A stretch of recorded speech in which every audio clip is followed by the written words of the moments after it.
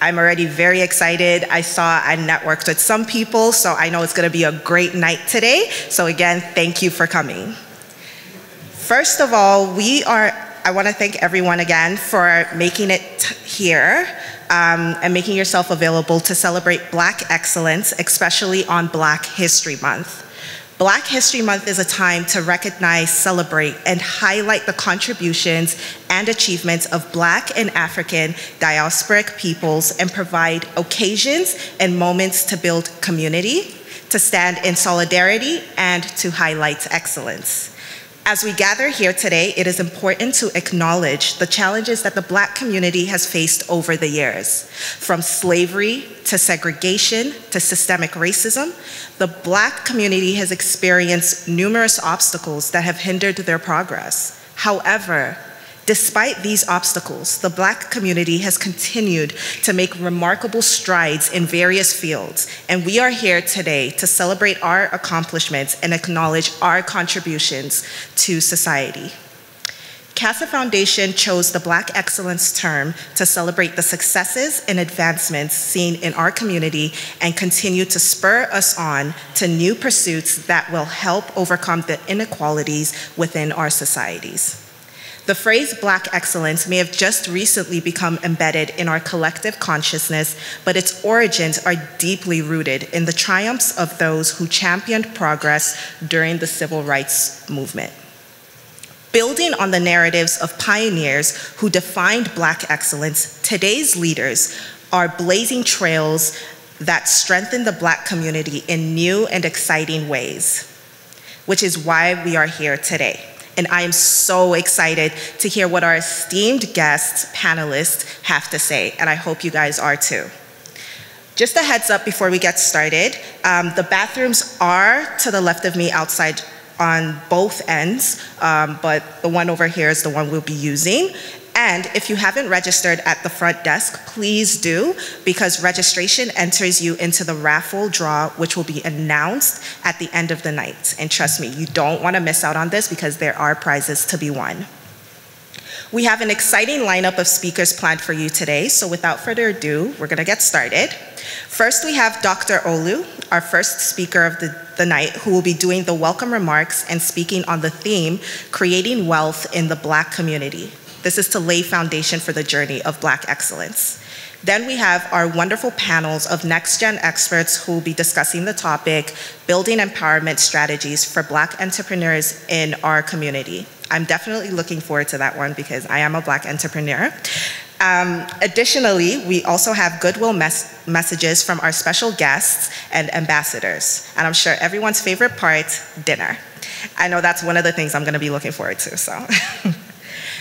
This is an in-person event, but I know just because of the conversations we're going to be having and how important they are, we plan to create memories and capture this for everyone. So please feel free, if you take pictures, whether it's with the banners or with your friends, if you came with other people, please tag us using hashtag Black Excellence on any of the social media.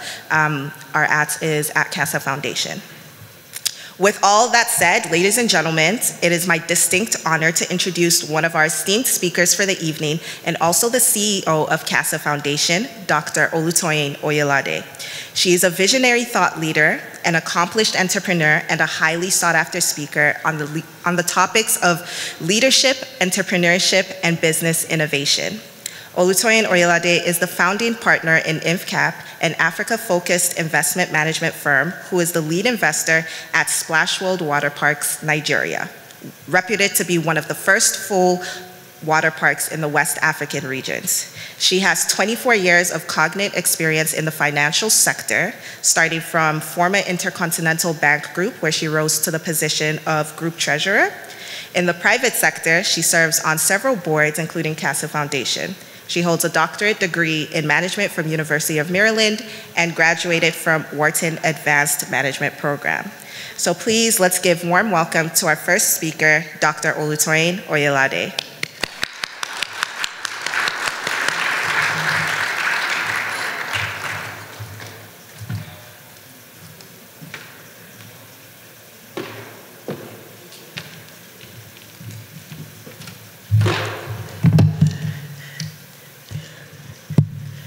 All right. Thank you again, everyone. Good evening, ladies and gentlemen. It's such a joy to be here tonight. It's always a joy to come into Ottawa, although a lot of people tell me sometimes he just pours and keeps pouring, unlike Toronto when you can actually predict what the weather is going to look like. But it's always a joy to be here. Thank you again, everyone, for coming. And thank you for making it a date with us. It's Black History Month.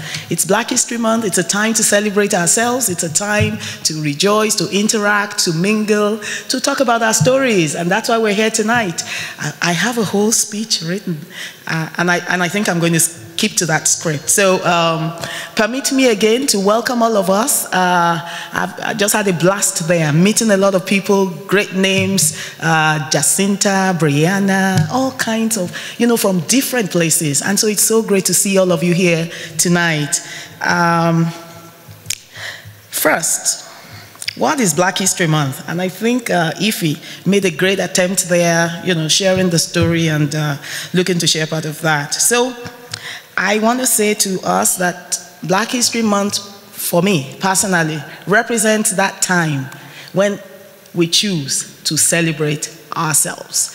One of the recurring questions out there today was that question about who are the awardees, who are the recipients, who are the ones receiving an award. Because for some reason, some people felt that this actually was an award ceremony of Black excellence, people, change makers, rising entrepreneurs, people who have made the difference in our community, and that it's time to actually give them the awards. And I said to them, we are the awardees, all of us, because of the work that we have done so far.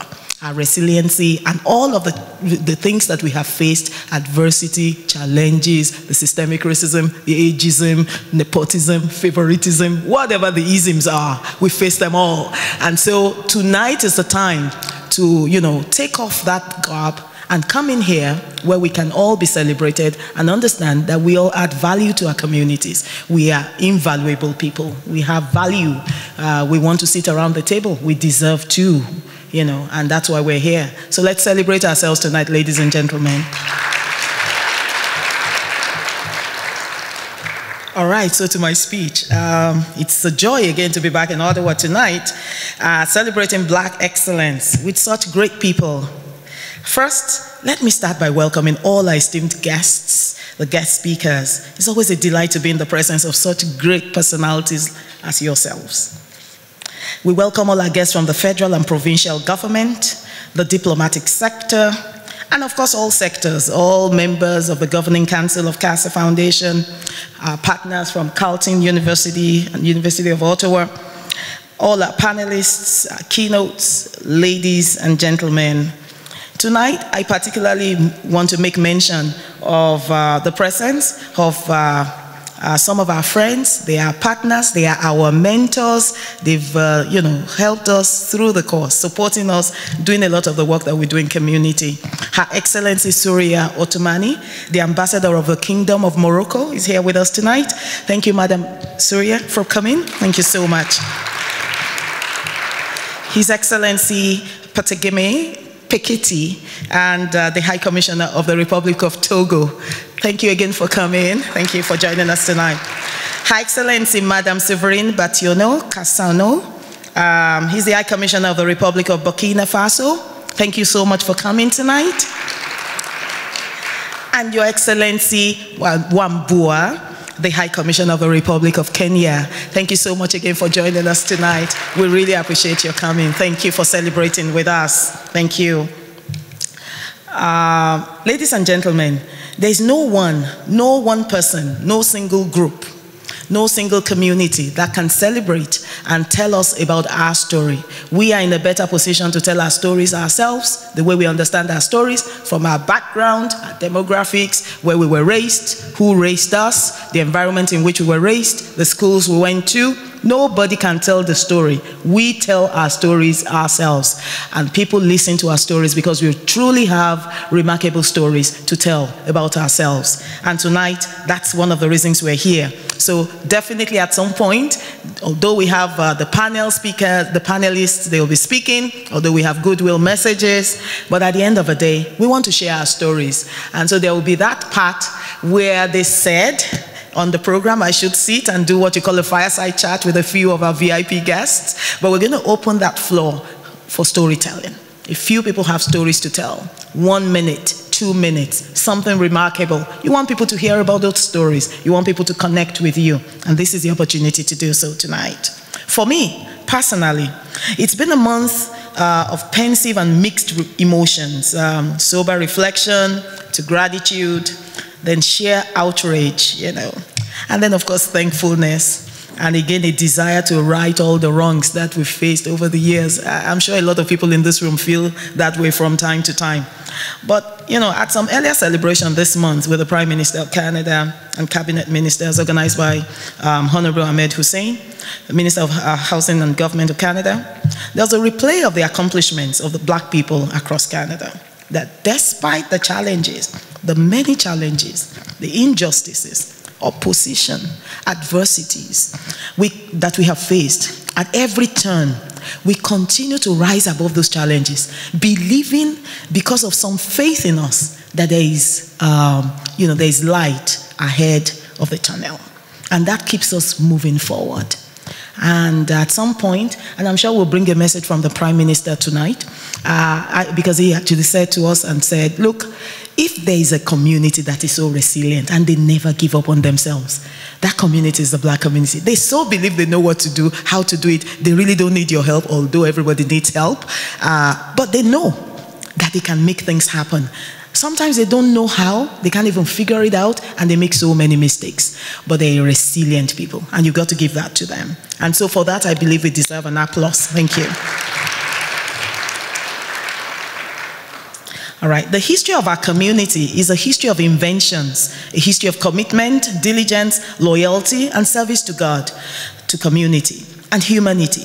And we have always wondered about those limitations, but the real truth is that we have come this far, and we can only go forward from here. We can only go forward. From the start of the Black History Week in the USA by Captain Woodson in February 1926 to its recognition in Canada in 1995 by a motion raised by Dr. Jean Augustine on the floor at the House of Commons, the advocates must not be lost in us, and the achievements must not be lost on us. The fact that Black history is worthy of celebration across the globe, not just on a weekly basis, but every day. It's Black history. A month is no longer enough for us. We want to celebrate ourselves every day because of our accomplishments and because we're particularly contributing to the national economy through our businesses, through the work that we do, and through our contributions to community.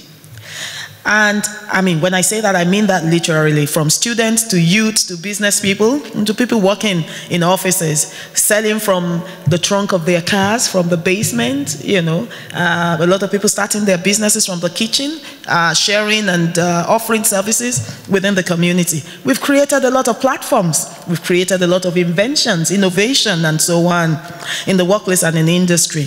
And so the question then is, how do we translate what is now accepted and even approved as an annual event, an annual celebration of a monthly event called the Black History Month? How do we translate that to an everyday affair, an everyday thing where it's a lifestyle? The accomplishments of people are just celebrated around the year, not just in February, because we're there and we're part of this community. We're part when we're making history. So Team Black Excellence is what we designed at CASA Foundation. We just decided, I'm sure perhaps you're familiar with that, you've seen it in other places, but we said as CASA Foundation, since we got the project from the federal government of Canada to manage what you call the Black Advisory Hub, an accelerator that takes care, and I'm sure some of you will see some of the papers on your table, that takes care of aspiring entrepreneurs, new businesses, startups, looking to get some funding and so on. How do you train them and make sure that they get the funding they want? Yes, that's one part of the project, but celebrating Black excellence all year round is important. And I don't claim to have all the answers on how that can be done. I dare say I might not even have any answer, you know. But I think, for me personally, focusing on the big picture becomes critical to success. It becomes a critical success factor. We focus on the big picture, the why, the purpose, the reason. Why are we doing what we're doing? How do we want to do what we want to do? Who do we want to do those things with? Do we have the right partners? What are the potentials? How can we scale? Have we started something new? When is it time to take it up? What do we want to achieve with what perhaps by providential help is been entrusted into our hands? How do we move forward? And I think, for me personally, becoming the very best version of ourselves becomes a critical success factor for us to be reckoned with. We will make our mark when we know we have the potential, indeed we have the skills, indeed we have the competencies, we follow policy, we are known to follow the rules sometimes. But what's important at the end of it all is becoming the best version of ourselves, pushing ourselves, and we really can. And we know some people have done so already. So it's important. Black excellence is about creating wealth, intergenerational wealth. We make sure it goes down from one level to the other. We're passing it on, and we're teaching people how to get it. So some people in the room tonight have gotten to a stage. They understand how it works. They understand the systems. They understand resources. They understand how to plug the gaps. So how do we translate that or transfer that to other people? I make bold to say in this room today are people that we can boldly say they are the future of the Black community, and that the world is waiting. We're all waiting for the solutions you have to offer. And in the words of Barack Obama, we are the change that we have been waiting for, and the time is now. And the time is now. All right, so that's my opening remarks. I'm not sure if I still have the time, but I know I've been asked to talk about creating wealth in the Black community, and I'm going to ask the organizers to allow us, to take that maybe to the next session when I get back to welcome founders, up here to talk about their stories. Then I'll talk about maybe creating wealth in the Black community and some of the experiences that we've seen so far. Ladies and gentlemen, it's such a joy to have you all here tonight. Thank you again for listening, and welcome.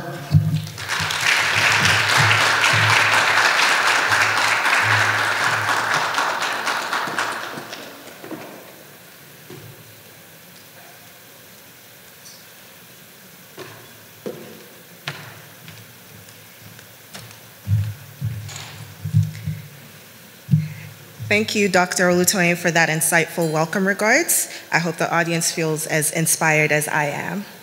Next, I will be introducing our moderator for our panel today, Mr. Ola Olude. Mr. Ola Olude is the CEO of Food Africana, an Ottawa-based Afro-Caribbean food store that offers a niche market in food delivery services across Ottawa. Please put your hands together for our moderator, Mr. Ola Olude.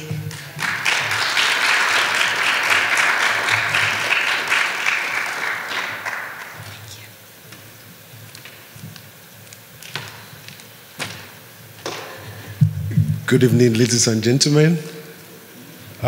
Please, a round of applause for the organizer of this program.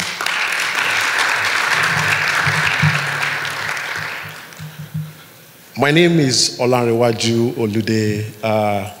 I'm from Nigeria.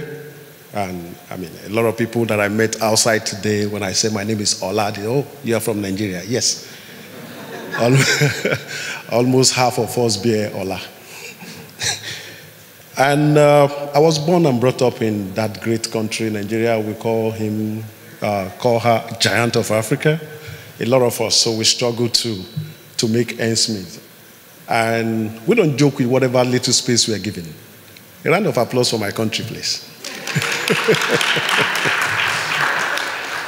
So I grew up in Nigeria, and when it was time to leave, I left. In order to be able to take what I've been given and share with other people. And I went to the United States of America briefly, where I was trained as a trader. I started the training as a dishwasher, and from there I grew up to be a general manager of a company.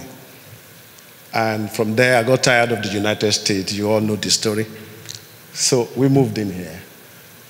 I moved in here 3 years ago, and when I came in, it was just few months to the pandemic. I said that as if we were expecting pandemic. So we move in here, and when the pandemic hit, it was so difficult for people to move around. You remember that a lot of things were shut down, transportation, so many things. You couldn't even leave your house. You could not go to buy food. If you go to Walmart, you're on serious queue. It was a time that will be difficult for us to easily forget in our lifetime. So at that point, two things were very essential: the health sector and, of course, food. I'm not a doctor, I'm not a nurse, but I know something about food. I know doctors will eat, nurses will eat, and you that are sitting at home will also eat. So we decided to take food to everybody's home, and that's how this thing started. You couldn't go out. I could go out to grocery store, so I'll buy for you, you pay me, I deliver for you for free. And that was how we were able to get our customer base. And today we have a store on Carlin Avenue, opposite Produce Depot, Food Africana Incorporated. A clap for me. Thank you. So tonight is a great privilege to be before you. Great people, entrepreneurs, people that are aspiring to be. I'm just here to tell you that it is possible among us. It is possible to be black and to be excellent. Please clap for yourself. I will also introduce to the seats, to the podium tonight, are great people. I call them great because taking that bold step, and please emphasis on bold step, to do anything rather than the 9 to 5 is a bold step. So tonight we have Panet, our people. They're here. Zainab, Joan, and Lisa. They will be joining me on the podium tonight.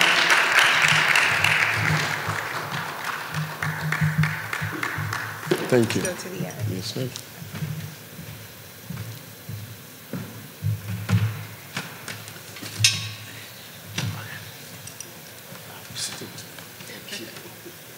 You're welcome.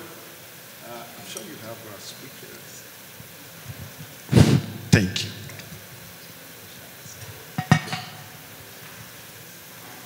Okay, tonight we have a couple of questions to ask the people on the podium tonight. Like I said before I sat down, we want to know about their bold step, what informed it, how they've been through it, and what the process, so that they can teach us something tonight for us to learn, so that when we're doing ours, we will also be able to use their experience to implement some of the things. So thank you.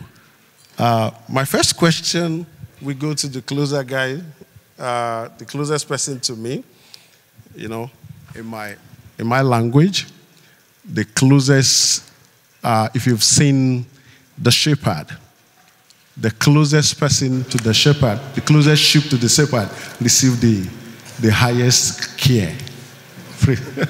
So, Mr. John, my first question goes to you. He's a founder too.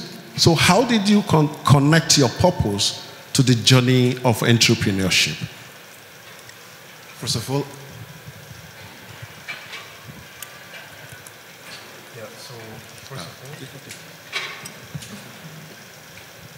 thank you so much. Thank you everyone for being here. I'm so honored to be here with these great speakers. Thank you, Dr. Oluyade, and thank you, great excellencies. So that's a great question. Before starting, I want to say that I've had a chance to be living in many countries, African countries.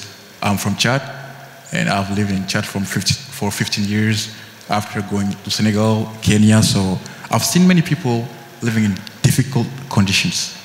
So my purpose is especially creating jobs in order to fight unemployment and then end poverty in our African countries, because many people are thinking that Africa is poor, Africa is not a good place to go. So my main purpose is to build businesses, build jobs, in African countries in order to help my brothers and sisters back home and making them feel proud to be Africans. So how could I do that? By being an entrepreneur. That's why I've started my company called Busy Plans. What we do is that we help people with business plannings and also business models, strategies, and also we are there for everything that concern management consulting. So if you'd like to create a business, come to me and then I'll be happy to help you. Did you hear that? Thank you so much. I'm sure we really need that. People that are ready to bring a lot of us, a lot of people out of the mud and change the narrative. Thank you so much, sir. And my next question will go to Zainab. Hello. Thank you so much. Okay, how can young black entrepreneurs become empowered to create enduring wealth in their communities? How can they be more actively involved in using their technical skill to build business capacity in various sectors? I can do that again? Yeah, I think I understand the question. So how can young entrepreneurs maintain wealth? Yeah, to create wealth. Create wealth. And maintain it. Because it's one thing to create and it's another to maintain. Thank you, ma'am. Yeah, I think since this panel is about entrepreneurship, I think a lot of, maybe my advice and my background, I academically trained in neuroscience, so I thought I was going to go to med school. But now I have a film and television company that we've been around for 10 years. So it's very different, but I think it actually ties to the first question you asked Jean earlier about what is your purpose? And I think if you have a strong purpose and a strong why, it's easy to build a business and a company around that, and that will hopefully create the wealth and the financial resources that you need to survive and sustain yourself. The other thing is also recognizing, why or what contribution you can give back to the community that you represent.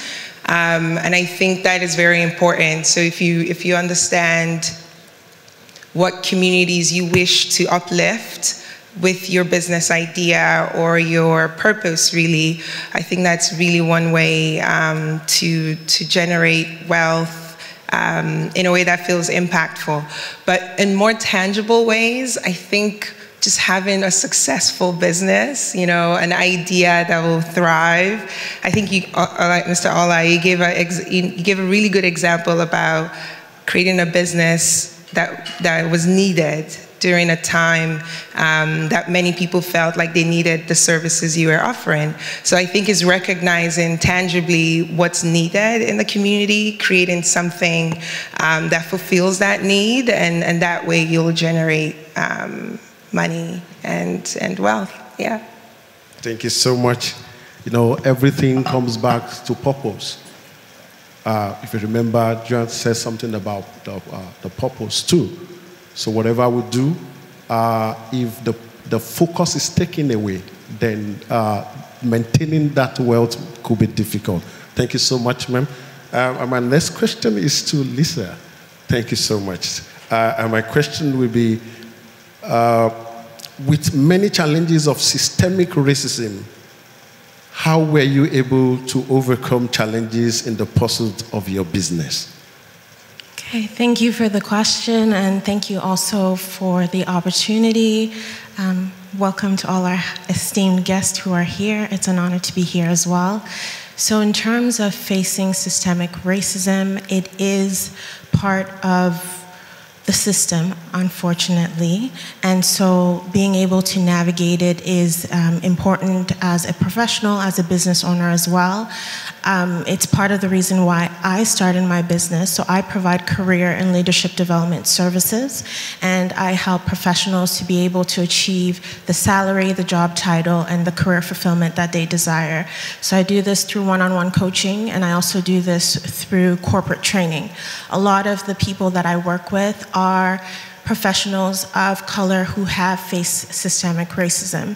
And one of the things that has really made a difference that I see while working with them is a lot of times when they say a trainer is coming, for lunch and learn, or a trainer is coming to teach us on a certain topic, they don't expect it to be someone who looks like me. So when we get on the Zoom call and they see me and they recognize that this is someone who looks just like them, all of a sudden, there's a calm. They're able to open up to me and say things that they would not be able to share with someone who is the conventional career coach or career strategist. So I think being able to see examples, that we have people who have led before us, being able to see examples, that has been the greatest thing for me, and now being in a position that I'm an example to someone else, and that will continue. That's basically what Black excellence is all about, us being examples to the next generation and to those who are coming after us. Thank you so much. I'm sure a lot of us have experienced one or two things about this. I have. When they look at you and they say you need something, then they will just subtly tell you no. Thank you so much for that, ma'am. Sir, we'll come back to you with the next question. Which resources did you find most useful, and how did you get them? That's a great question, because I've been living here in Ottawa since 1 year and 6 months, so I'm quite new here. And I think the greatest resources were like going towards people who have already achieved what I want to achieve. So seeking the knowledge from the ones who know like what I'm looking for. And then that's the easiest way to learn. And you can learn stuff that you cannot learn at university, for example. You can easily get these things from the mentors and the great leaders. So to me, mentoring was crucial for me, and also networking as well. And for sure, we have like some videos on YouTube, books also. I love reading books about business, about Africa, and how to get better. Yeah. Wow. Thank you so much. I have to say this at this point, that we need to clap for the African community operating businesses in Ottawa. Please, we need to clap for them. Thank you. The reason why I said that, like I was discussing yesterday, when I came in, just like he said, I didn't have anything, but I walked up to people that were already in the business, and they didn't drive me away. They embraced me as their own. They helped me in whatever little they could, and that's why I'm here today. Thank you.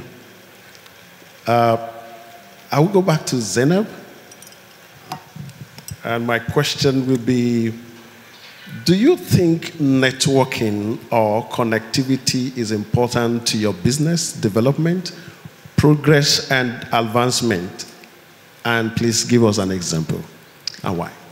Yeah, absolutely. I think it's important to network and connect with people, I think particularly who have different skill sets to you, because especially if you're someone who maybe you didn't train in business or in the industry that you're now created in, it's so important to learn from people who bring different skill sets to you. And I found, again, like I said, our company has been around for 10 years. And I remember, growing up as a science kid, feeling like I didn't understand how to manage a business and make it financially viable. I remember just sending a lot of LinkedIn messages to people who I admired, who are CEOs of different companies in Ottawa, outside of Ottawa. I'm based in Ottawa. And one of the things I would ask them was, hey, I know how busy you are, but can you please give me 5 or 10 minutes of your time for a virtual chat or coffee? I'd really just like to know a little bit more about how you grew your business and what were the lessons you learned. And I think more often than not, people are willing to share what worked for them, and people are willing to share their story. So, you know, there's more yeses than nos you'll get, but it's so important that you do the outreach and you reach out to people. And I'm gonna just spotlight LinkedIn. Like, LinkedIn was such a great tool for us, and for me personally, and a lot of people I get to work with, was actually through all the very early stages of reaching out to some of the people that I felt just had different skill sets than I had. So yeah, that's one way that's helped, and going for a lot of networking events. So events like this, events that are happening in your town, in your city, all available on Eventbrite, I think. So I think just showing up to as many as you can. And the last thing I'll say is, you know, a lot of people think that you have to be an extrovert to succeed, and I think there's truth to that. But you can be an introvert and just sort of wear the extrovert mask, because that's what I think stops a lot of people from networking, is the fact that they have to show up at social events and talk to people. And it can be intimidating, but I will say just learning how to sort of shift and shape shift as an introvert and an extrovert, and going to as many events and talking to as many people virtually as much as possible. Yeah. Thank you so much for that, ma'am. My next question will be going to Zainab. I'm sorry. Lisa, sorry. And I know a lot of people will want answer to this. And the question is this: how can a 9-to-5 job holder transition and start planning their entrepreneurship journey? Yeah, that's my question basically. All right, it's a good question, and it's relevant because I still have my 9-to-5. So I run my business and I still have a full-time job.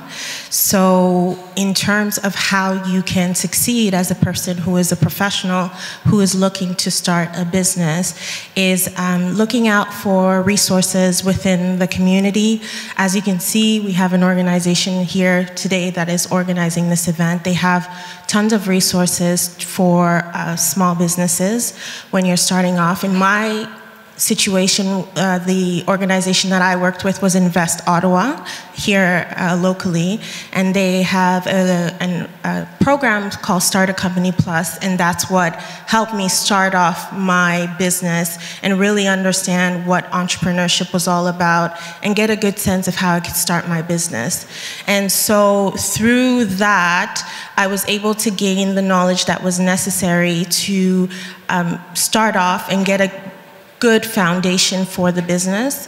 The great thing about still having your job and running a business is that you still have that stable income coming in while you're still running the business and figuring things out, because I don't have a business background. Some of you may have a business background and go straight into business, but there's a lot of things that I had to learn. There are a lot of mistakes that I made, some financial mistakes that I'm thankful that I still had my job to be able to support myself while I was learning along the way. And so what I would say is that having that job is still an opportunity for you to still balance things. Time management is one of the things that is going to be really important, because at the end of the day, you still have responsibilities to your work, and then you have responsibilities to your business. So being able to manage your time adequately. I am a mom. I have a 4-year-old. So it's really important also for those who may be mothers or who are balancing other things in life, maybe you're a parent, to be able to have a support system, people who are able to support you as you are going through that journey of building your business and starting the foundations that are necessary to be able to scale. So I would say those are some of the things that are important. I've seen many people who are extremely successful entrepreneurs who still have full-time jobs. So it's not, we're in a place right now that it's really normal for people to have many things that they do. You're not doing just one thing and you're loyal to one company for 30 years or 35 years, which was the norm in the past. A lot of people are doing freelance work. A lot of people are just exploring other opportunities. And to the first question that was about our purpose, you know, even if you're not totally fulfilling your purpose in your 9 to 5, that thing you're doing on the side, that business you're running on the side, could be that opportunity for you to really fulfill your purpose and do what you really want to do. So that's what I would say. Thank you so much, John. You have something to add to that, sir? Yeah, so I think they have already said the most important part. So what I would say is that we also have to be prepared before leaving the job we have, because being an employee is not a bad thing. It's all about how you prepare yourself, and then that's where you have to be strategic in your decisions. And then after making your plan, maybe saving some money before leaving, like the job you have. So without that plan, it will be difficult to make the transition between being an employee and being an entrepreneur, because entrepreneurship is not easy. People think like when you start a business, you become a millionaire just quickly. But there are many challenges that you have to be strong in. Also, like you have to know when things get difficult, like keep your purpose and then keep being motivated every time. Yeah. Thank you so much, please. Thank you. Thank you for that. Yeah, she says something about you need to get information, you need to move around, you need to be able to connect and have time management.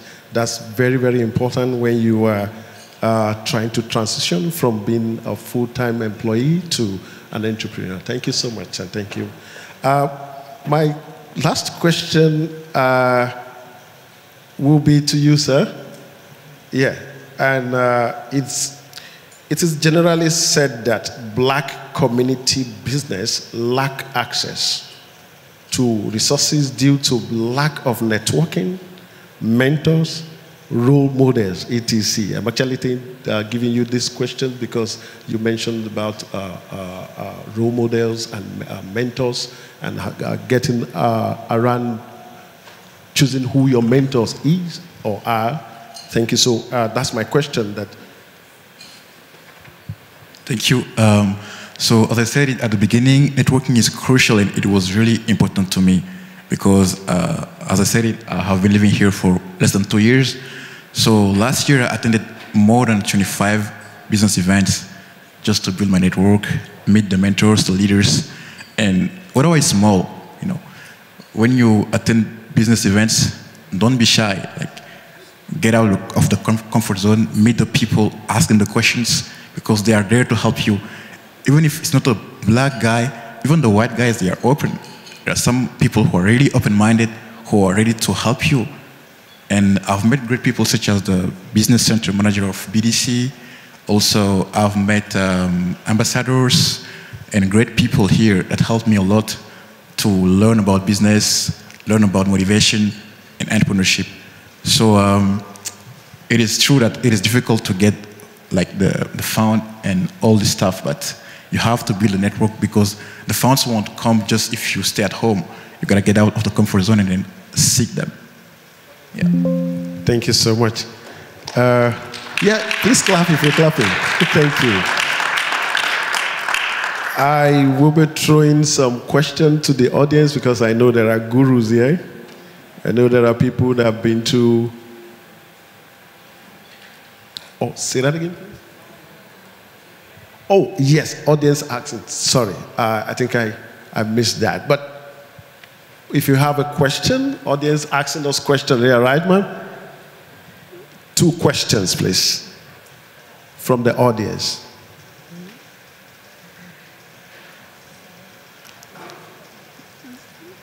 Okay.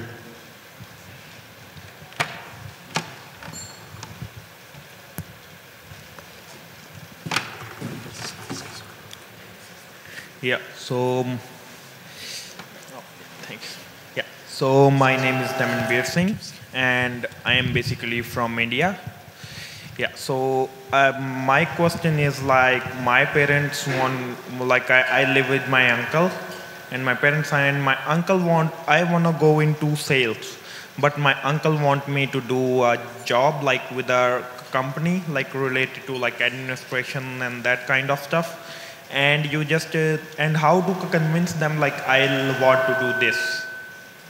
So like it is that kind of thing, and that's why like they are saying like go work with the hotels and work for the government, but I just wanna go basically do sales. Okay. You want to answer that question, please? Okay, sure. I've worked with a lot of clients who are in similar situations where basically their parents want them to do certain things and then they want to do something else. I think a first place you want to start is have a conversation with them, really get clear on what it is that you want to achieve, and then also having a clear plan for yourself. Because ultimately why they see a safe path, and that's why they want you to go that way, because they care about you, they love you, and that's why they want you to take that path. And what you're suggesting they may think is unstable, and that's why they don't want you to go there. So it's important for you also to know what it is that you're going to do and have confidence in what it is that you're going to achieve. Because at the end of the day, when you're successful, everybody's going to be happy, right? That's what they want for you. So being clear about the path that you have ahead for yourself, making sure that you have a plan, communicating along the way what the plan is. If you are job searching or if you're networking, if you have a mentor guiding you along the way, communicating, letting them know, especially, once you secure the role, letting them know that these are the steps that you're going to take will enable them to have a little bit more confidence in you and what it is that you want to achieve. And sometimes they may understand, sometimes they may not understand, but at least being open to have the conversation is the first step. Thank you so much. Thank you so much. Yeah. We're going to have one more person. Okay. I will prefer to give the opportunity to the lady here. Thank you. Yes. Good evening, everybody. My question is about how do you manage your business when you're just starting and you are all alone trying to be the financial manager, the marketing director, the public relation, whatever. How do you do that? Did you guys start it on your own, or did you have a team with you? Just how? Help me here, because I'm struggling. Thank you. My name is Mark. I think I will answer you briefly before I also ask one of us to. Okay, I started the business Food Africana as the director, the clerk, the messenger, the driver, the everything.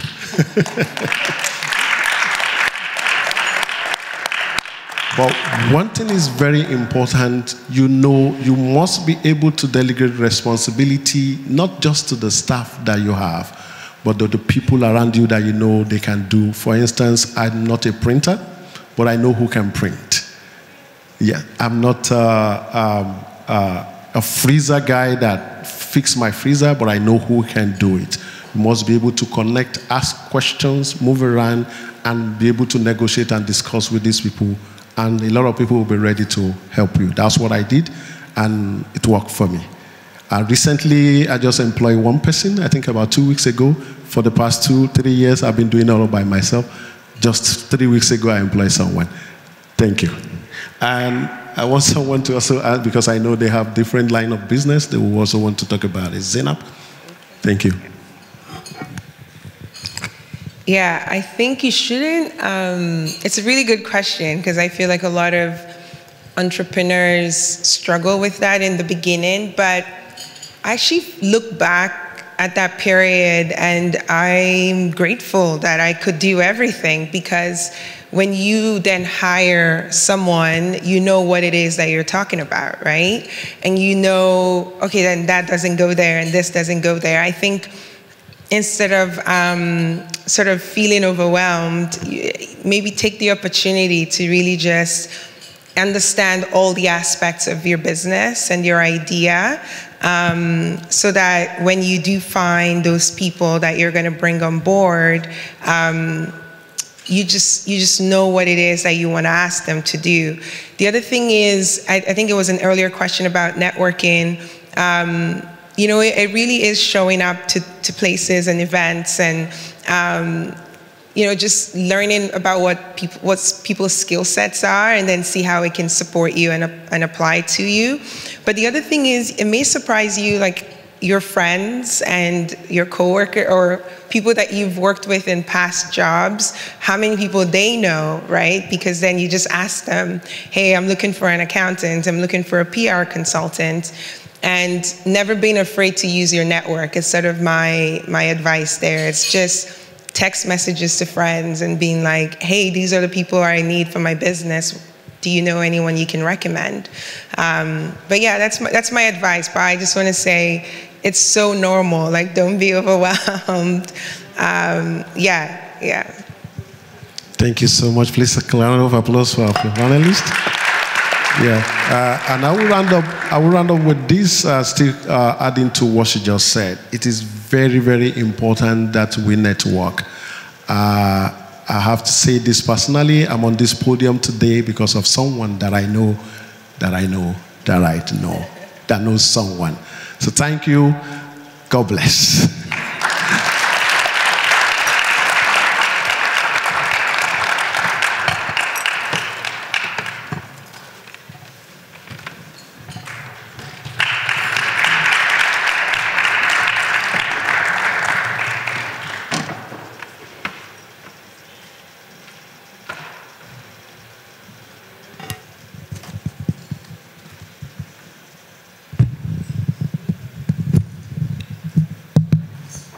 Sorry, another round of applause for our wonderful panelist and moderator. That was a very insightful session. And again, really great. And thank you guys for participating with the questions also. So ladies and gentlemen, it's now time to take a break and enjoy some dinner. We have arranged for you a 3-course meal over to my right, and we'll hope that you'll join us for some great food and conversation. It's gonna be served buffet style, so again, to the right of me. Kindly note that to save time, we will help ourselves and get seated after 30 minutes to start the goodwill messages from our esteemed leaders during this session. So take this opportunity to stretch your legs, meet some new colleagues, and like Ola said, network. What's the saying again? Your network is your, exactly, your net worth. So have fun, guys, and bon appetit.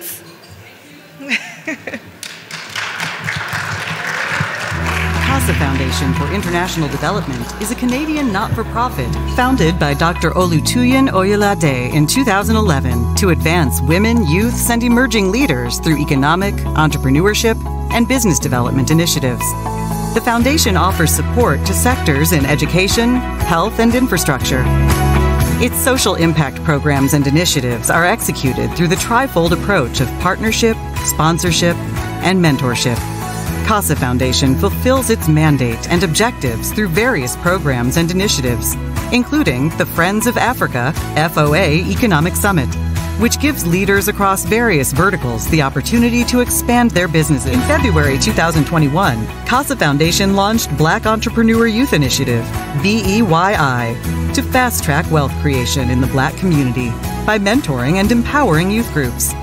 BEYI focuses on the advancement, empowerment, training, and development of youth groups in the Black community and connects them to access more resources and opportunities to scale their businesses and ideas. The BEYI provided a solid foundation for the start of the Black Advisory Hub, BAH, in February 2022, an accelerator program for Black founders, powered by CASA Foundation and sponsored by the Federal Government of Canada. Last, now everybody go to break. Want nobody to keep my man that daylight.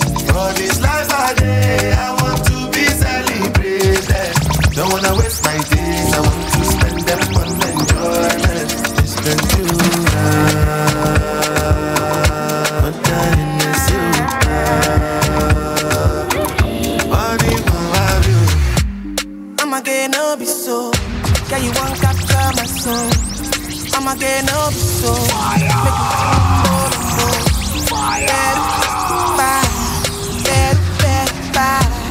I'm loose. Even Peru done the para. Tonight in Josie, I'm in Josie. one dose. I'm not playing with you, I'm not joking. My daughter, mom is loading. Me, you can cry up, I'm on board. I'm on duty, but I'm on low-key. They want do me, they want do me. They want do me, so they want do me. When you won't want me, when you won't want me, I'm in San Francisco. Hey, DJ Garrett. DJ Garrett.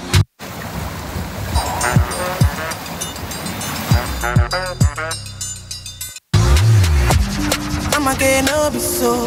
Yeah, you won't capture my soul. I'ma get no be so.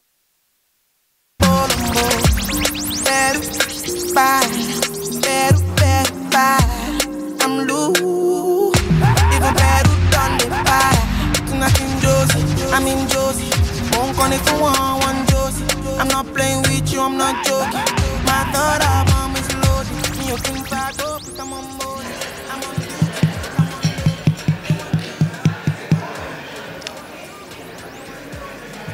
Hello?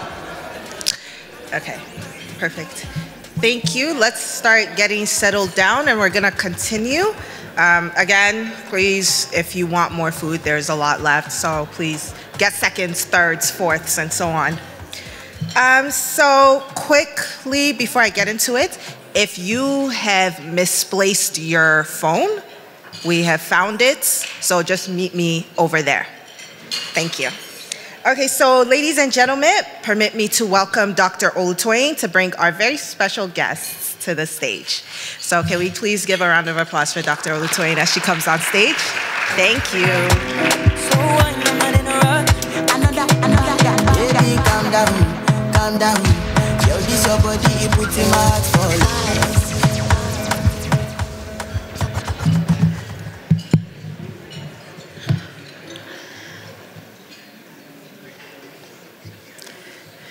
All right, great to be back again. I do hope we're having a great time tonight, and thank you. And let me say thank you again to some of our panelists. That was quite enlightening and insightful, and thank you for sharing again from your heart with our audience. Thank you. So, all right, we'll get right into it. I think we have just a few more minutes left. This is a session where we have goodwill messages from, leaders of our community, leaders of nations. As I mentioned earlier during my introduction, you already know that we have several countries represented in the room tonight, and some of our ambassadors are here. You've met them. I saw a lot of you mingling with them. And so tonight, we're going to have goodwill messages from the first ambassador, and then one from government. And so the ambassador that I'm bringing up tonight to represent all of our ambassadors here present tonight is Her Excellency Surya Ottomani. Ambassador Surya Ottomani is the ambassador of His Majesty, the King of Morocco. Mrs. Surya Ottomani graduated from the Faculty of Law at the University of Mohammed V in Rabat. She worked for the Department of School Education, and pardon me, and give me a second. School Education and for the Department of Foreign Affairs and Cooperation. She was a chairwoman of the Department of Development Finance Corporation, and then she became the head of the Organization for the Integration of Women in Development. Right now, she's Ambassador Surya Ottomani is the president of the African Diplomatic Women Forum, a group of women, like-minded women, that advance women in Canada, but of course representing the diplomatic sector. She's a recipient of many awards, as we can imagine. Ladies and gentlemen, please make welcome tonight Ambassador Surya Ottomani. Thank you. I'm on duty, but I'm on low-key. They want do me, they want do me, they want do me, so they want do me. When you won't want me, when you won't want me, I'm in San Francisco.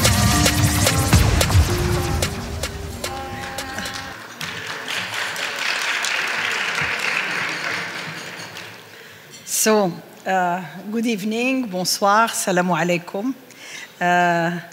Thank you, Dr. Olu. I will say only Olu. This is better. Olu Oyelade for that kind introduction for myself.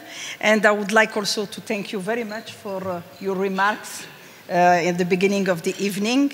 I'm very, very pleased. Anytime I hear you, I get a new inspiration. Yeah, I get a new positive spirit, believe me.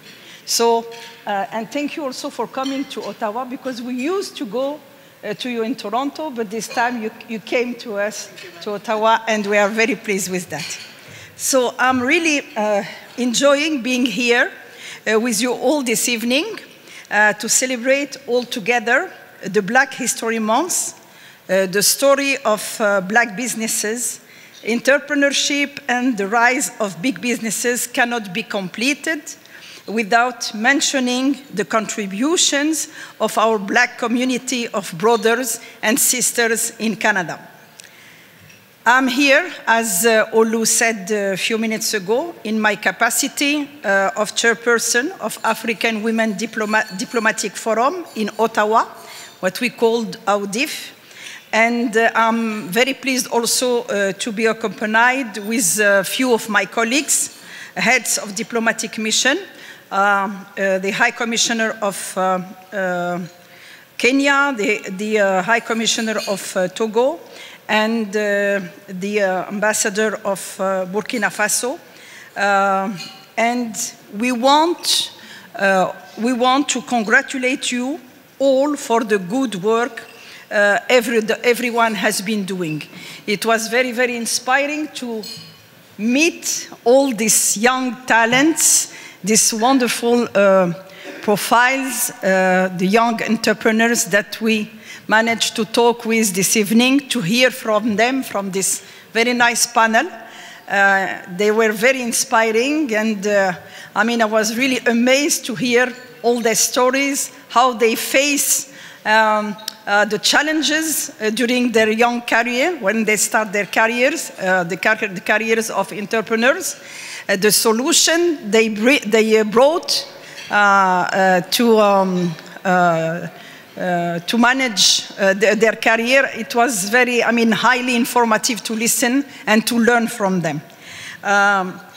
Special thanks also to the CASA Foundation for International Development and Entrepreneur Point for bringing us together again today to celebrate this Black History Month and to gain more knowledge on how our businesses can pivot after this pandemic using the Black Advisory Hub.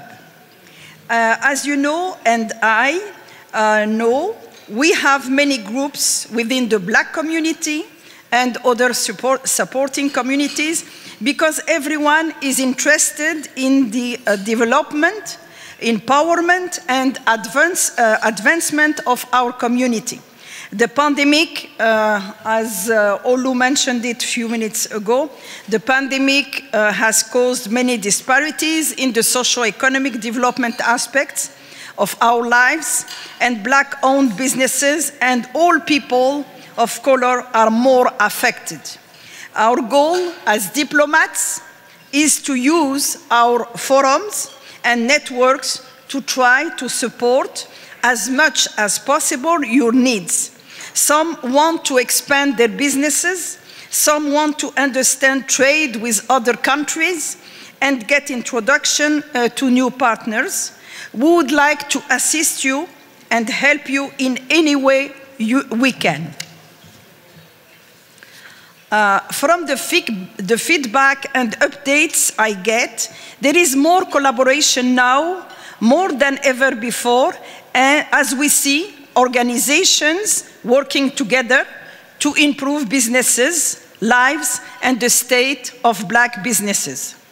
I am more pleased that NPOs like CASA Foundation from the African community and others are at the forefront of these initiatives, like also the Black Advisory Hub Accelerator, that is benefiting of some fundings from the government.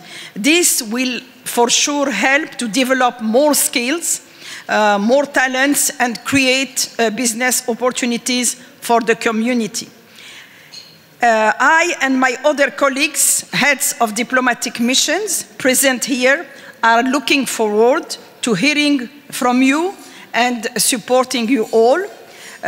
Warm thanks to CASA Foundation for the very inspiring and useful amount of work the institution is doing on a daily basis to assist our communities.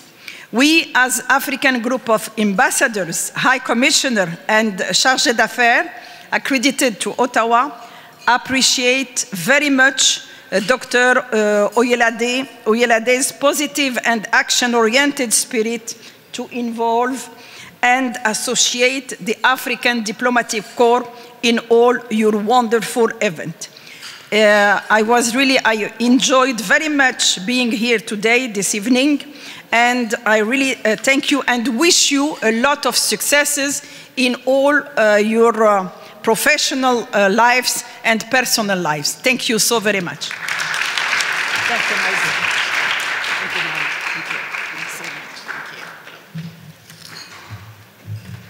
Thank you so much. Thank you so much, Madam Ambassador. Always a joy to see you, always a joy to welcome you to Toronto.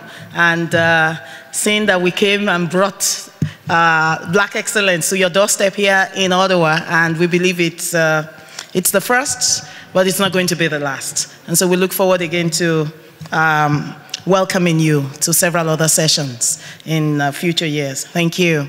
Thank you. And so tonight, we quickly talk about, as we begin to wrap up, let's quickly talk about that part of wealth creation. I know I was asked to speak about wealth creation. I didn't want that speech to be too long at that point. So I'm just going to kind of summarize what I penciled down on that, and then we will finalize it with the last presentation for tonight. The theme is creating wealth in the Black community. And, well, here are a few points that I took down. What is wealth? What is wealth creation anyway? What's the purpose of wealth if we're not able to pass wealth to the next generation? So it becomes something sustainable in the long term. I'm sure a lot of us, it resonates with us when we talk about pillars, very wealthy people in the societies that we came from, where a particular generation enjoyed a lot of wealth, and then when it came to the next generation, it couldn't be found, and so on. So we find that over the years, over the decades, a lot of big families, wealthy families, perhaps are not able to teach the next generation what it takes to either create wealth, to sustain wealth, to increase it, to scale it up, to build it up, and to ensure that several other communities continue to enjoy. You know, it's called intergenerational, I believe. I think it's something like that. So pass it on from generation to generation. But you can't pass on things to people who don't understand how to manage. They need to understand how to manage wealth, for them to actually keep it. And so I penciled down a few points. First is, to create wealth, we need to understand that we need to understand the resources that are available to us now. A lot of people are talking about wealth creation in the Black community. Wealth can only be created by knowledge, by access, and by action. We need to know what to do, when to do, how to do, with whom to do. We need to understand the potential opportunities. And when I say we need to understand the potential opportunities, I say clearly for the average African, it's a no-brainer, really. We have great ideas, great concepts. A lot of people, if you sit in this room and you take a sheet of paper around, people will tell you exactly what they plan to do, 5 years, 2 years. I'm thinking about this idea. I hear that a lot. But I'll quickly cite an example. About a year ago, the Prime Minister Trudeau launched the first ever Black entrepreneurship program in Canada. It was the very first one. A total sum of $401 million in intervention grants, loans, the first of its kind, loans, 196 million. And a firm-faced coalition was put together to manage 196 million. The 196 million is expected to create wealth. Keep in mind, we're talking about wealth creation tonight. 25,000 loans, between 25,000 and 250,000. So if you're a startup, you can access 25. If you're a well-established business, you can access 250. And they expect that startups can actually access the loans from Face Coalition because they understand that although banks, and I know we have a few bankers here tonight, so do pardon me, I'm one of you, you know. But although it's almost like paying lip service to that because they do tell us, oh, come in, oh yeah, we can look at your papers even if you're a startup. But hardly ever do you actually see startups accessing loans from the solid banks. So you need to take your papers as black entrepreneurs and put the papers together and go to Face Coalition. 196 was released by the government of Canada, August 13. The announcement was made. August 13, 2021, at the height of the heat and the height of a pandemic. It's managed by Face Coalition, facecoalition.ca. That's the website. Now, so this, and the reason I bring that up is it's part of wealth creation, to access loans, to build businesses, as long as we're not spending it on the sundry items and we're really creating solid businesses. That's how we create wealth. And so this funding is there. The other part of it, the grants, of which the Black Advisory Hub, which you've seen. And so you have 100 million in grants also made available to 30 companies. We have some of our partners here tonight also. 30 non-profit organizations, including CASA Foundation, where you can actually access some grants to start your business, to create a website, you know, little amounts, because you don't need so much to do that. And so you need to make, you know, access some of these opportunities because entrepreneurs are given some of this access to resources, not just as a palliative measure for the pandemic, because a lot of people focus on that part. There's a part that has to do with, that's a palliative, you know, palliative measure to bring you out, to help you recover from the hardships of the pandemic. But this is actually, these are actually loans, grants that would build businesses. When you look at Jim Collins' book, the one that talks about build to last, it's so important. You build businesses that are intergenerational, build to last. That's what we need to begin to focus on as entrepreneurs in the room tonight. And then when we talk about wealth creation, and why is this so important? The more wealth we create, the more we can stand up against the injustices in our society. You need wealth, real wealth. We need it for us to stand up and say, look, I mean, we're not being confrontational. But you know, there's something about knowing that you have something in your corner that you can go back home to if somebody mistreats you, you know, somehow, somewhere. I hope you understand what I mean. You know, just saying that. I just wanted to throw that out somewhere. We need to create that wealth for ourselves. And creating wealth for ourselves also means making sure the wealth reaches the hands of as many people as possible around us. Because remember, no man is an island anywhere. We can't do it alone. So we might be doing it so well today, but how about tomorrow? How about support systems? Building an ecosystem of support around us. Making sure that what we have access to today, we introduce it to other people. Not necessarily because those other people are able to give us anything back right now. But who knows what they can do in 5 years? Who knows what they can do in 10 years? If we're not looking at ourselves alone, you find that you really want to affect and impact your community so that what you have today, other people can benefit from it. I mentioned the Black Advisory Hub earlier on. We have 11 partners executing the Black Advisory Hub project for us across Canada. The RMCNC, some of them are here tonight. We have ESG UCAM. We have some of these other people, the Chamber of Commerce of Mali. And we have so many of those people that are executing projects in different parts of Canada with us today. One of the other ways to create wealth is to also hire ourselves. Sometimes you don't have enough cash, the war chest, the war chest, I mean cash stashed away. You don't have so much capital, but you can hire people because you know their capacity, you know their qualifications at very senior level. So if you hire a principal manager, a program associate, a program executive, and they already have that title, that's the lowest they're expected to be, because once they put it on their resume, they're not going to go on for jobs that are below them because they've been working as a program executive. Most likely they're going to apply next as a program manager. as a program, some senior program positions. So it's one of the ways to do that. So it's not just in business, it's also professionally, in career. Let's build people up. If you call somebody a director, it's usually easier for that person to get director-related jobs because he's already worked as a director somewhere, on a board somewhere, most likely. Of course, the experience comes in handy. They need to know the person is well experienced, but this is how to create wealth in our community, to my mind.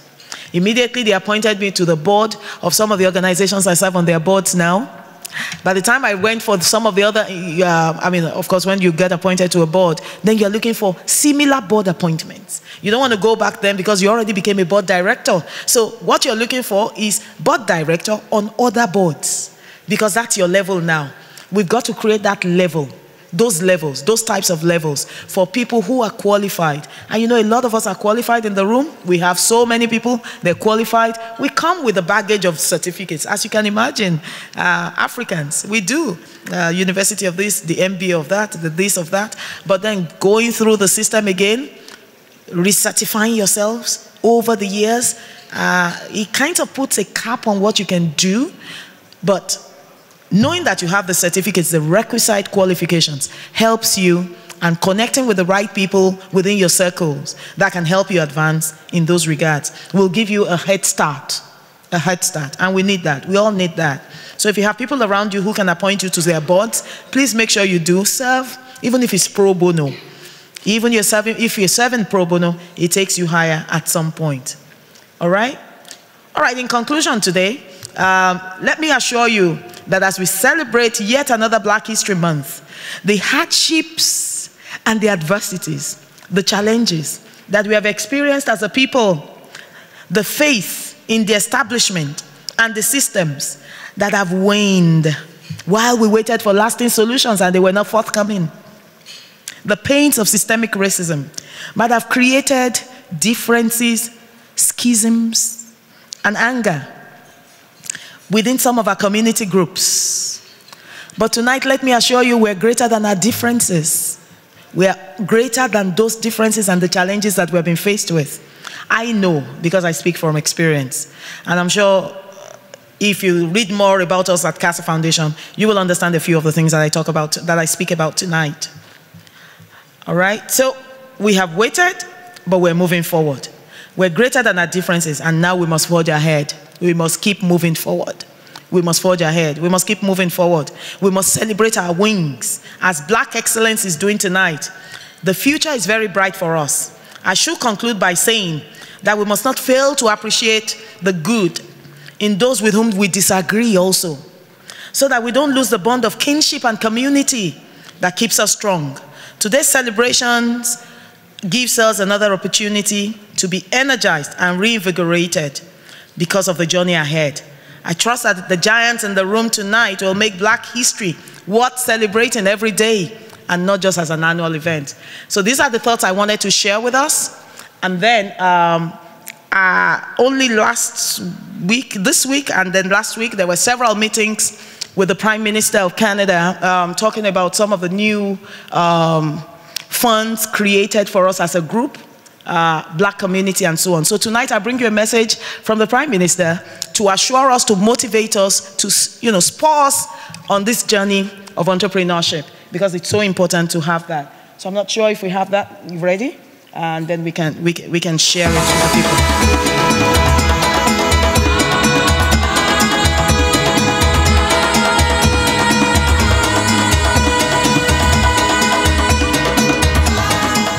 Manitoba's Faculty of Medicine and one of the founders of Manitoba's Family Allergy College.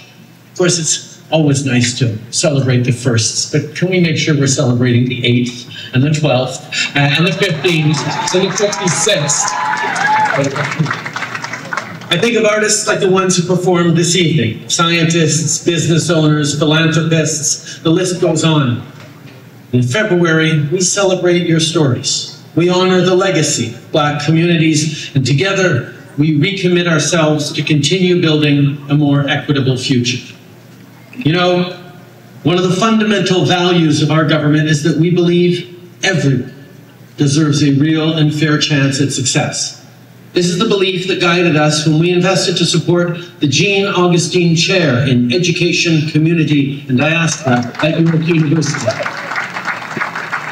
with its laudable goal of improving educational outcomes for Black students.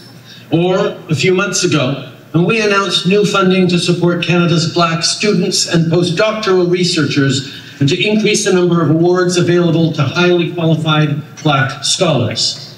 C'est parce qu'on croit que tout le monde mérite une chance réelle et équitable de réussir que notre gouvernement investit pour soutenir les entrepreneurs des communautés noires, ou qu'on soutient les organismes sans but lucratif qui, avec l'initiative, appuient les communautés noires du Canada et avec d'autres programmes. Black-led, Black-focused, and Black-serving nonprofits and charities are the hearts of their communities. But they can't make a positive difference if they don't have support. So today we announced that the Foundation for Black Communities was selected to administrate the Black-led Philanthropic Endowment Fund. This historic $200 million program will provide a sustainable source of funding and will ensure that those who selflessly help others can continue to do so, not just for next week or next month, but for years to come. My friends, whether it's supporting Black communities, promoting mental health, supporting Black economic empowerment, or combating anti-Black racism, this government will continue to work with you as partners and friends.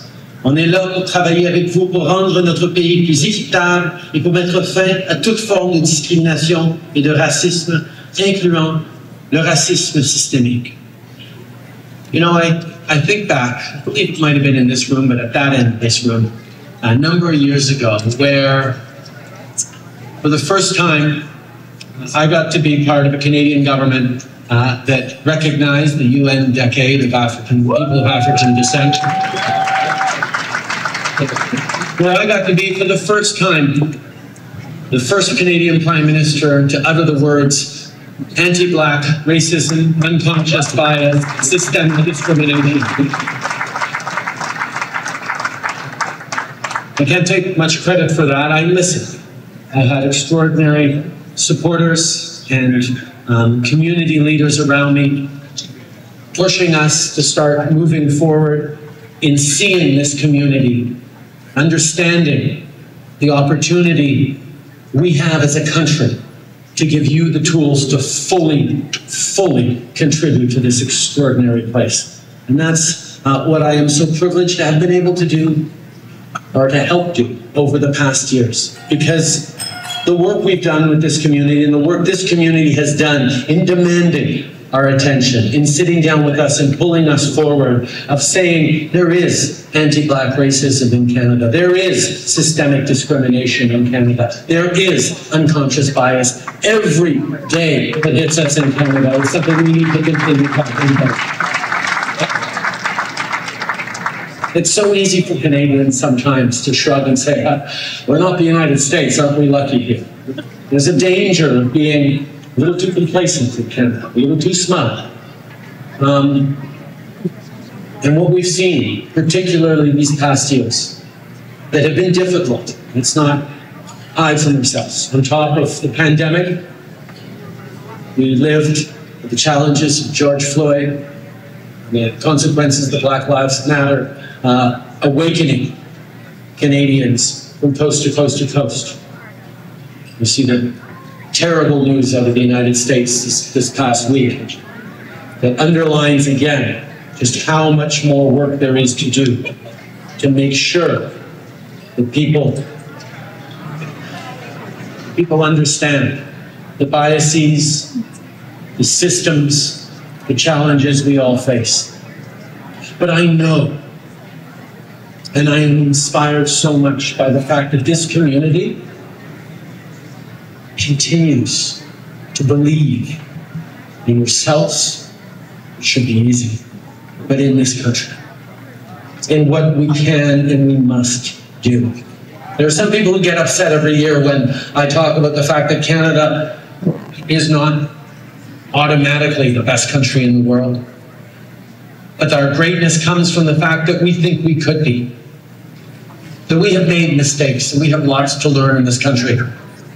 But the very best of us is that we commit ourselves every day to doing better, to learning from each other, to listening to each other, and to working together to make sure this country is everything we need it to be.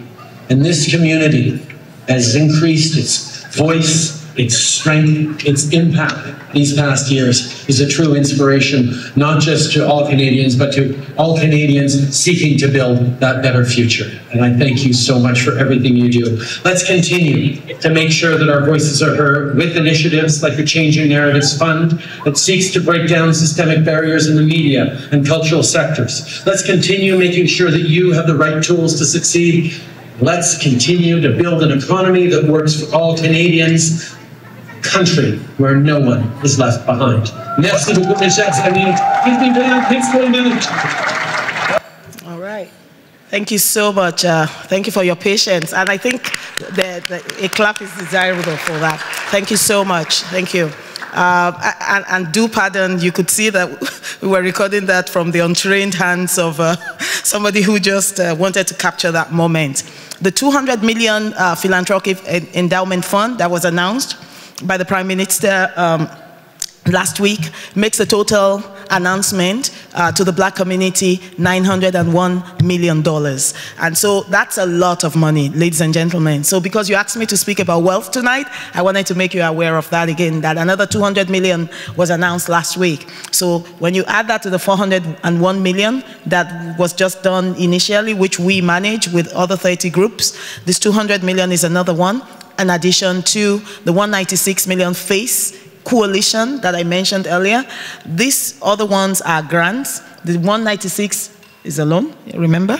And then the ones with the banks, RBC 100 million, 100 million CIBC, 100 million TD Bank. All of these banks have the devoted, dedicated Black loan fund. You need to access them. And that's how we create wealth.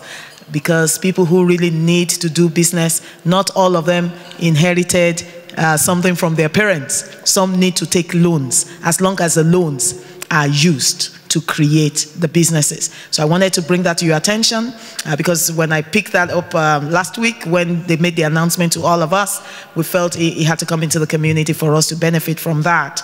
The 200 million is available, and for more information on that, I think after this meeting also we can have a table out there, and so we can give some direction onto the website and how that can be accessed. Please take note that the endowment fund is an investment for generational, you know, we've been talking about sustainability and generational wealth, so that it's going to be an investment of 10 years with some funds, and it will continue to yield interest, but the 9 million, which is on top of that, is going to be available to entrepreneurs as immediate grants for them to set up e-commerce platforms and sell.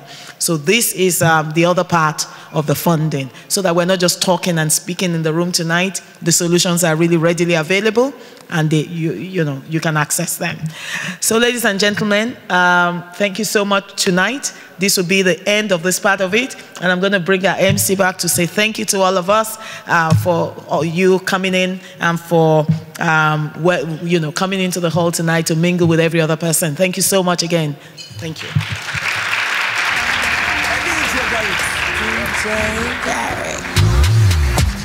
I'm again, no be so. Girl, you won't capture my soul. I'm again, no be so. Make you one. Thank you, Dr. Olu. So now before we close the event, this is actually like one of my favorite parts. Remember, I don't know if you guys remembered when I told you to make sure that you registered at the front desk. Now it's time to announce the raffle winners. So we have some exciting prizes for whoever's picked. I know one of them's a Nordic spa gift certificate. We have Amazon gift cards and even restaurant gift cards, the keg. So if you look at the screen beside me, we're gonna do 3 winners.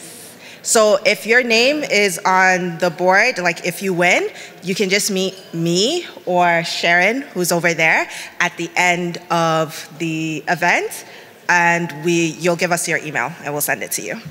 So, first winner, let's go.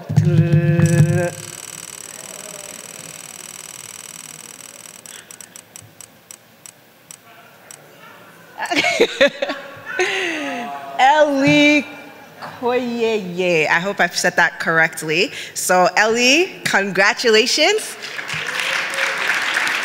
So you win a gift card for the keg. So I hope you love steaks. Next person.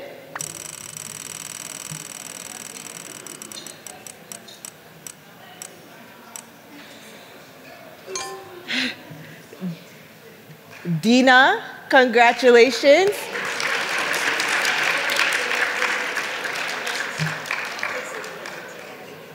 Oh, that is true. Is Dina here? Oh, yay! Congratulations. So you won an Amazon gift card. So meet us over there so you can give us your email. Is Ellie here? Ellie? Oh, okay, perfect. So you meet me over there. And then the grand finale, the person who wins the gifts for the Nordic Spa.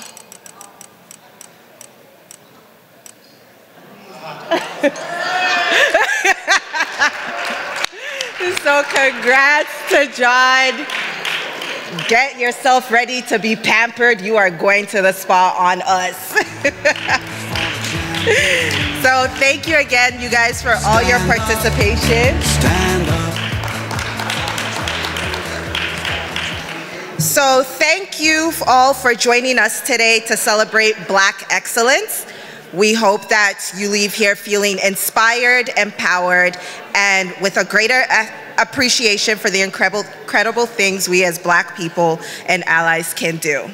So I hope that you save the date for our following programs. We have our Women Inspired 2023 coming up in March, our Friends of Africa coming up in October, and we've already started planning for our next Black Excellence Conference. So thank you, and until we meet again, stay safe and keep shining. And the people who won, please don't forget to meet me over there so that you can give me your email. Thank you, guys. Have a great day. The Foundation for International Development is a Canadian not-for-profit founded by Dr. Olutoyin Oyelade in 2011. And if you want to take pictures with the ambassadors, please come up to the front. Economic, entrepreneurship, and business development initiatives. The foundation offers support to sectors in education, health, and infrastructure. Its social impact programs and initiatives are executed through the trifold approach of partnership, sponsorship, and mentorship. CASA Foundation fulfills its mandate and objectives through various programs and initiatives, including the Friends of Africa FOA Economic Summit, which gives leaders across various verticals the opportunity to expand their businesses. In February 2021, CASA Foundation launched Black Entrepreneur Youth Initiative, BEYI, to fast-track wealth creation in the Black community by mentoring and empowering youth groups. BEYI focuses on the advancement, empowerment, training, and development of youth groups in the Black community and connects them to access more resources and opportunities to scale their businesses and ideas. The BEYI provided a solid foundation for the start of the Black Advisory Hub, BAH, in February 2022, an accelerator program for Black founders, powered by CASA Foundation, and sponsored by the Federal Government of Canada.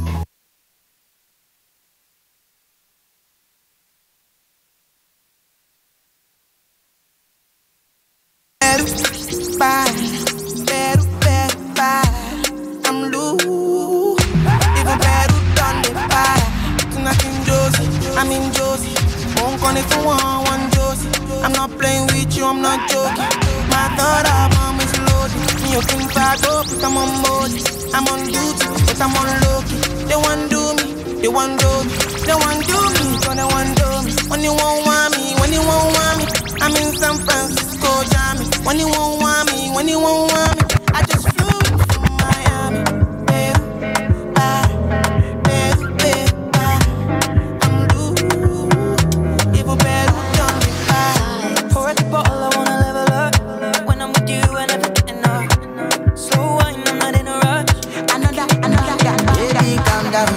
Calm down, yo, this your body, it puts in my heart for life.